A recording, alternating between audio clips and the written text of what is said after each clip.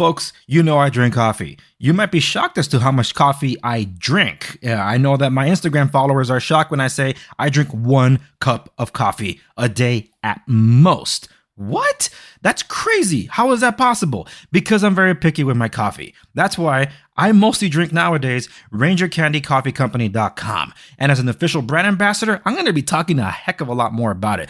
Get your bag of the Andres Segovia Show Roast Limited Edition available at RangerCandyCoffeeCompany.com. Use promo code TheAndresSegovia for free shipping, and you can use it as many times as you want. And if you so want to, you can try the plethora of other flavors, blends, and roasts that are available at RangerCandyCoffeeCompany.com. And if you do buy my roast, by all means, give me a shout on social media across everything at the Andres Segovia on Twitter, _Andres Segovia. And don't forget to mention RangerCandyCoffeeCompany.com as well. We would really appreciate it.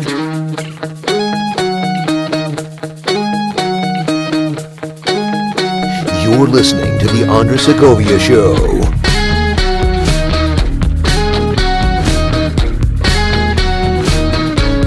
And welcome to another episode of the Andres Segovia Show. I am your host, Andres Segovia.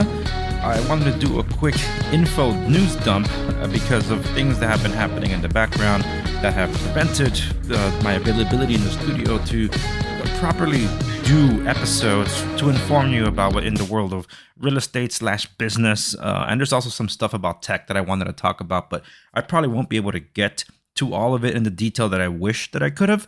I would have loved to talk a lot more about threads, which I will touch a little bit upon.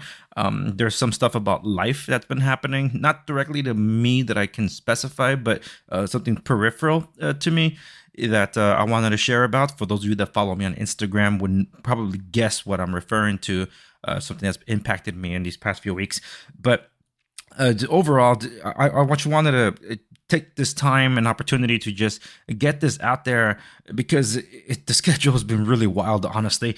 And I wish I had more opportunities to be in the studio to be able to produce more episodes. But I do have some tech videos that they are coming up, and I will tell you what those are when I get to the tech section. But one of the things that's kept me really busy lately, and especially today, because today's one of the last days as I record this, that I'm weighing the options on which commercial auto and liability insurance I will be getting to replace Allstate. If you haven't heard, or you should have by now, a couple of months ago, there was news that some of the major insurance providers were going to be leaving the state of California because they would not be able to handle the challenging market dynamic changes here.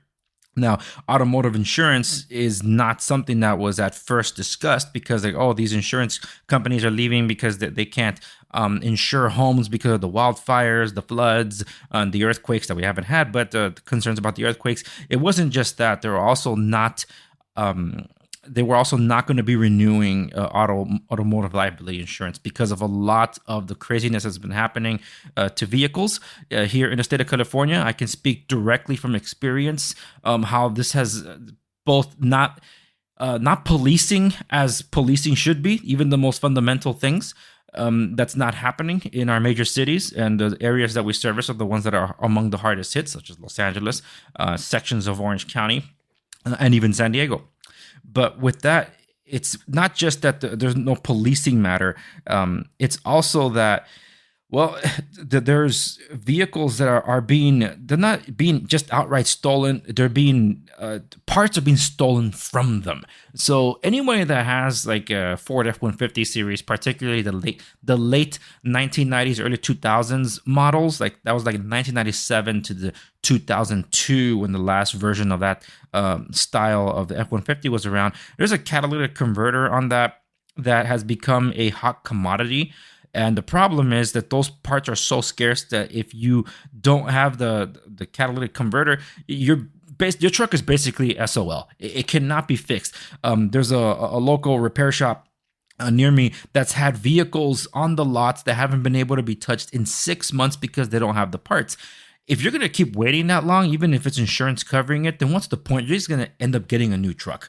So in our case, we do have vehicles, F-150 vehicles, that do have of that model year, but those have not been targeted in that sense.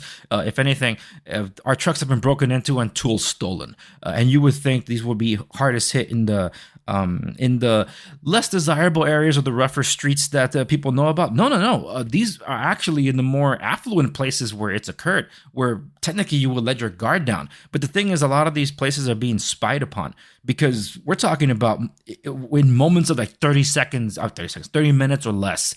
That's how quickly it's happening in broad daylight during work hours on residential properties that are being repaired on, and our construction trucks have been broken into. We've had 2 trucks stolen. Those were Toyota Tacomas that were stolen, and thank God we were able to get them back. But this stuff has been happening, and I would peg in the past 12 months, we've had more stolen trucks, more breaking into trucks, more reported tools stolen in the past 12 months than we have maybe in the past 15 years. I wish I were kidding about that, but it is the truth. It is out of hand about what's happening. So these insurance losses that are being reported, not to mention all these insane riots that happen, and people that have nothing to do with any of this, innocent bystanders, their vehicles are torched up because somehow that leads to justice by punishing those that had nothing to do with anything. You're protesting policing. Why are you harming your own community? Anyway, I could get all into that, and I do speak about those things on Off the Record. If you're interested about that, go to my locals page for any more information. But this has come to a head where Allstate is leaving, and as I look at the quotes before me, and I have to make a choice on all this, and I'm working with 3 different insurance brokers that are all price hunting, but now I'm up on it. It's like, okay, all these weeks, and no one wanted to provide any estimates. I have the loss runs, and the loss runs is also like, hey, look, these guys are pretty solid compared to other companies, but there just aren't that many insurance companies willing to work in this area, in our particular industry, because of the exposure of our trucks being moved around to different locations and this and that. Anyway, I'm looking at quotes that are double, triple, and quadruple what we were paying with Allstate. That's crazy. And I can't imagine other small businesses being hit like this and not being able to afford such a thing, because it's just flat out expensive. You don't wake up in the morning and say, you know what, I'm going to work today to make sure I'm paying my insurance. No, you're working to put food on the table and keep a roof over your head. And in this case now, it's like, dude, we're going to be shelling out that much money for insurance. This reminds me of a time where we basically spent an entire year just paying insurance, working to pay insurance. It was crazy because as a construction company, you got to deal with workman's comp, you got to deal with general liability insurance. And depending on what areas you're servicing, you probably need a heck of a lot more liability insurance, commercial auto liability insurance, a bond on top of the general liability insurance. It just goes on and on. So that doesn't even cover the tools and equipment. So if you want insurance on that, you got to pay a separate insurance for all that. So it's astronomical how high it can go. And my accountant was saying the other day that, maybe there might be an option for a state fund type of auto liability insurance. Like, I wouldn't be surprised if that's the direction they're going. For those of you not familiar, state fund is a workman's comp. It's kind of like your last resort when it comes to workman's comp. They are a state-run workman's compensation service, because if no AAA or even a triple B rated insurance company for workman's comp would take you, then you got to resort to the one provided by the state, because you don't have a choice. You need workman's comp in order to work if you have employees to be licensed to be able to work. So I wouldn't be surprised if that's what ends up happening to commercial auto liability insurance, because California is trying to go full communist. They're trying to follow the lead of LA and San Francisco, because it's pretty crazy how full-blown communist they are. But well, don't be surprised. That's what California's probably trying to do by running out all these insurance companies. And speaking of insurance, I wanted to just throw this out there because Ron DeSantis is going to run into this issue if he hasn't already done so. For those of you in Florida, you probably already know this, and you can probably hit me up because I'm really curious about this. I haven't heard of any insurance companies leaving Florida, but I have been hearing about the home renewals and the hazards insurance for Floridians doubling or tripling in price. That's crazy because of floods due to hurricanes. You guys don't have earthquakes. We do, but we haven't had an earthquake in a while, so we'll see. But anyway, the point is that this is happening over there too. I don't know if this is like the insurance lobbying or whatever, but I do know that there are certain factors that just said, you know what, all states, and I don't know if it was State Farm or farmers, that they could have just jacked up their prices, like the ones that are remaining doing so. And they're like, you know what, screw it, we're out of here. Like, that's literally what they said. they're gone. Oh, they're leaving. We received a letter of non-renewal of insurance, and the letter basically said, it's not you, it's me. So they're leaving, and that's where I find myself. And just to hear that my brokers that are hunting for insurance have just not been able to get me comparable quotes because no one really wants to provide anything. Wow, that's crazy. That doesn't even touch upon the homeowners insurance side with the hazardous insurance and all that, where we have wildfires, floodings due to the storms and all that, not to mention earthquake insurance. It's a lot. Where on one hand you could say, well, the homes are being affected by the changes in environment. You want to make it political and talk about climate change or whatever. Yeah, but what's that got to do with automotive insurance? Nothing. The environment has nothing to do with that, other than the changes in the social, geopolitical environments to these major cities where you're doing work. So yeah, the cities are rewarding serial criminals, while the ones that suffer are the law-abiding citizens. And in some cases, they're trying to criminalize law-abiding citizens. Go figure.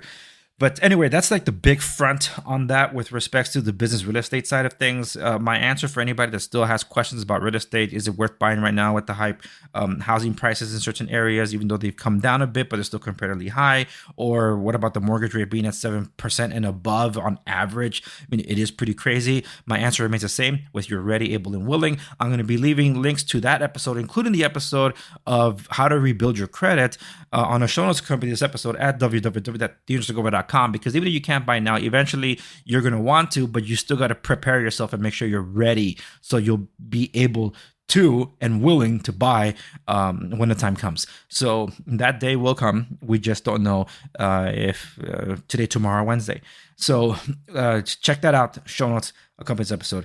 So that's your update for the business real estate side of things. Let's move on to tech real quick, because Threads launched and everybody's like, oh, 100 million signups. Threads is breaking records. Threads, you don't have to sign up technically, because it's your Instagram account.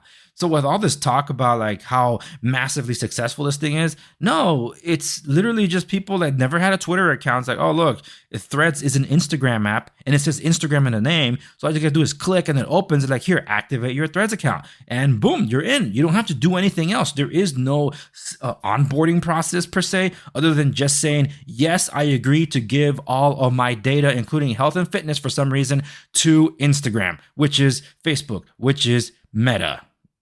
Go figure. And they're giving all this up, and then you find out that, hey, you cannot actually delete your Threads profile account because it's your Instagram account. You can't have it both ways, Zuckerberg. You can't in one hand say, oh yeah, we have all these new signups, but then say you cannot delete your Threads profile because it's your Instagram profile. So you want to get rid of it, you got to go to Instagram and get rid of it there. See how that works? Now, Threads overall, yeah, I'm on there. Dion Dresigovia, I am verified, so make sure you find my account as verified. It's whatever to me. There's some bare bones things to it. There are no ads right now. That's a good thing. But I do love the integration that it has with Instagram. Because for those of you that follow me on Instagram would know that whenever I post on Twitter and I want to share it to Instagram, I would share posts from Twitter, news items or whatever, to my Instagram stories. And there's a good integration between Twitter and Instagram that allows that to happen. But it's made more so better when you're doing it through Threads, because it adds this beautiful wallpaper, the Threads wallpaper, which I actually like. So it makes the stories actually look prettier on the Instagram stories. But even more importantly, you could turn it into a post. And that's what's most important to me, because normally what I have to do is screenshot the tweet. If the tweet is too big or if it's too small, I'd have to crop it out because I got to cut out everything else from it. I got to upload it to Instagram stories on an iPhone, not an Android, because they're not the same thing. Instagram just wants to live on an iPhone. And so then when I upload it, it pre-fills the rest of the screen out to match the background. So it could be white or black. And you happen to use a dark mode on Twitter. So it fills out the rest of it. It looks like a black canvas. So there's no cutouts or anything. Then I would download that picture, crop it to a 1x1 and be able to post it to Instagram. That is a ton of work just to make one freaking post to make it look pretty enough. Whereas you could just post it up there and it'll just be cropped out because it doesn't fit into the frame of Instagram and it'll look really weird on your profile. So for aesthetics, I do go through all that work.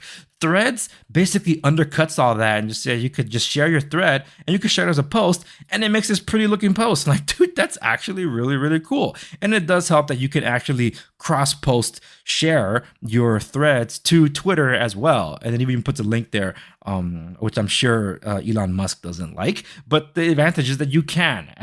And you know my motto, work smarter, not harder. So if I can make a post on Threads that I can cross post to Instagram and then share it on Twitter, which is then picked up by my Telegram, which then posted my Gab, it's one click, takes care of all the rest of the dominoes for me. And that's pretty cool. That's why I'm able to be on so many different platforms if you're not aware of that already. And I'm verified across most of them. So just letting you know that your boy here is legit. He's verified across almost every single platform he's on. Not on Twitter right now. I'm not paying for Twitter Blue. I deactivated it for a little bit because I have my issues with Twitter. It's not really giving me bang for the buck either. So I'm like, whoa, yeah, keep going the free speech route, Elon. But for now, you got to fix things up. And if the Verge is correct, that TweetDeck, which I suspect if this would happen, would be a paid tool as part of Twitter Blue. Yeah, that sucks. But that doesn't surprise me either. I mean, Gab does the same thing with Gab Deck. It's only available as a pro feature, and most pro users don't even know that it exists because it's buried in this settings somewhere, which I think Gab should fix that. So, hey, Gab, IT, make sure you guys put that more front and center.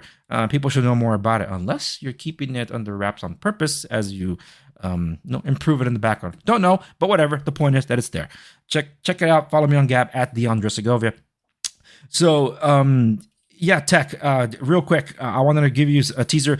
After this podcast goes up, YouTube and Rumble, we'll see it first. Rumble first, most likely. We'll be seeing my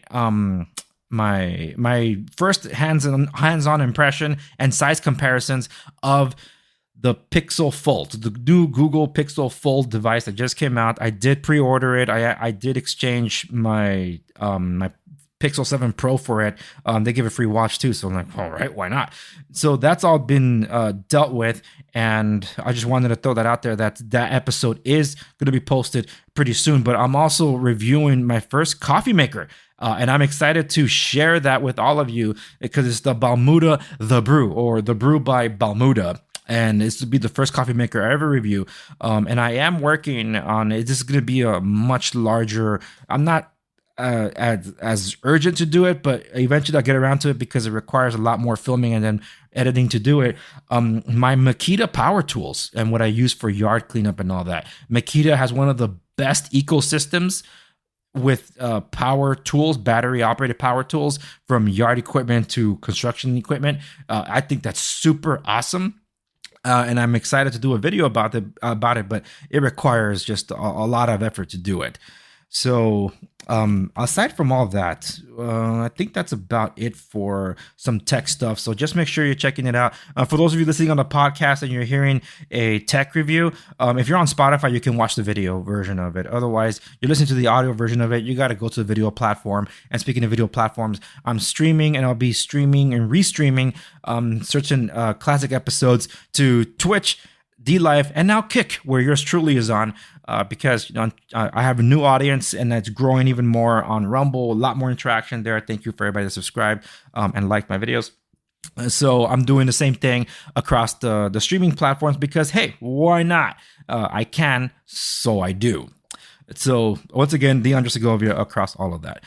Okay, so I guess that's the tech thing that I wanted to talk about. So I guess to wrap it all up, it's a bit of a life update. The insurance part is kind of the life update, but it's more on the business side because it affects my business, but it's something I do for a living, therefore it affects my life. But on the show notes, I'm embedding an Instagram video post that I made about a couple of weeks ago about I hate using that term influencer, but I guess that's the one way you can look at him in a way. He's a former Marine a warrior of God, a fitness influencer, if you will. And I bought some fitness stuff from the store that I don't know if he is one of the founders or he's just a partner in it, but it's called Vogue Tactical, or better known as Vogue Global. Not cheap stuff, okay? These are made by former military vets for the environments. And I must say, I absolutely love that sandbag. It's the toughest sandbag I've ever used. I'm not afraid to damage it in any way. And that's why I load that thing up with almost 80 pounds of sand and toss that thing around. But when I haven't heard from him for a while, because we've exchanged communications over the years, and he's only ever been a positive force in my life. And we talked about some veteran issues and how best we can support them, not to be virtue signaling, but to actually make an impact on the community and things like that. So he's only ever been nice to me in any interactions that we've had. I even considered bringing him on the podcast if he would have joined. So when I didn't hear or see any posts from him at all for several months, I'm like, hey, that's not like him unless he's on vacation, but that's a pretty long vacation. And so I was beginning to expect the worst. And when I found out the news, because I did some research with his companies and all that, well, it isn't the worst of news, but it's pretty damn close. He had something after routine surgery. Not that the surgery went wrong, I think. It's more like something that was undiagnosed, that he had a perforated colon. And then he went to cardiac arrest and was in a coma for some time. Eventually, his heart did... he went into cardiac arrest for 20 minutes, and he was able to be resuscitated, but he was still in a coma. And now to see this big, massive beast of a man atrophied to look the way he does is... wow. That's just a reminder that life takes its turns. And that one did impact me big, not because it makes me reflect on my own mortality. If anybody knows me and you've heard me talk on my show, you would know that I've faced death so often enough that it's more like, oh, it's you again. Where I can say it still impacts me enough that like I didn't see that coming for someone like him. And it's just a reminder that that life takes its turns. It's fragile, and I know that he's the breadwinner. His name is David J. Wood, and he's the breadwinner for his family. He has 2 little girls. So his wife, I've been talking to her, and I did connect with his cousin initially to just get an update on him. And I'm glad he's in rehab now. He's out of the hospital. He's doing. He's coming along, and I asked his wife, like, can you keep your his followers up to date, because we really want to see his progress. She's like, I'll try, and she's been doing an excellent job posting on the stories and stuff. I consider bringing him on the show, but it's still too early, I think. So if anything, I'll just be sharing their posts. I'll be putting the links to their GoFundMes in case there's still there was one campaign. I don't think that one's active anymore, but if it is, I'll include it. But there's a new campaign, so I'll put that one up on the show notes of this episode at www.dangersegovia.com. I hope you check out his story. I'll be embedding the big life update that just shocked everyone because they didn't see that coming, to see what he had to go through. But he's still around, and God's not done with him yet. And he's still pushing through. He's quite literally having to relearn how to do a push-up. I saw that video over the weekend as I record this, but he's still fighting the good fight and pushing through for his family. He continues to inspire. God bless him. Veva, David, and your daughters, you guys are all on thoughts and prayers. And we give what we can when we can, and we just can't wait to see you back out there again. And that's what I'll leave it for you, folks. Thank you so much for tuning into the latest episode of the Andre Segovia Show. Remember to like, share, and subscribe wherever you might be watching or listening to stay in the know. Follow me across the socials at the Andre Segovia, Twitter _Andre Segovia. Elon, can we make it 16 characters? At least I'll be able to get the Andre Segovia on Twitter also. I'm not holding my breath for that. Anyway, that's where I'll leave it. Thank you so very much. I'll see you on the next one.